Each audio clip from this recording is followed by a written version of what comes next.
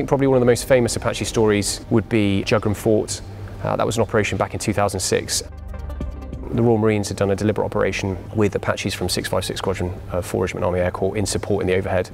Unfortunately, as part of that operation, they'd found that they'd lost one of the Marines, Lance Corporal Matthew Ford, and as part of that extraction process, a plan was in place for the Apaches to fly forward with personnel attached to the aircraft. That's quite a unique thing, and I know the footage was played on quite a few of the news sites.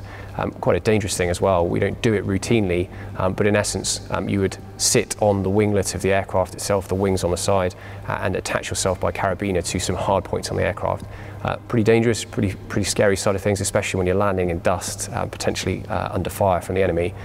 Quite a confusing situation, but those brave souls actually flew in back into Jugram Fort, landed on under fire, and extracted Lance Corporal Ford's body safely back to Bastion.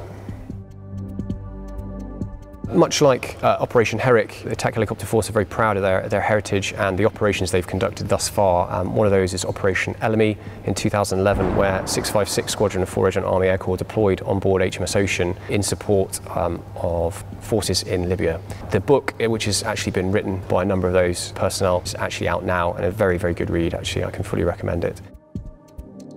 Why is that so important to us? That was incredibly high risk for us and a very different sphere to Operation Herrick. Don't get me wrong, having deployed an Operation Herrick myself, it had its risks, but it's a different sphere that we're talking about with Ellamy. So added dangers, they were operating off a ship at night, low level, and that has its dangers associated to it. And they were going up against some very sophisticated radar systems, and they got shot at very, very routinely by some very sophisticated radar systems. So a very different way of operating, both environmentally and tactics-wise, and tested the crews to the best of their abilities.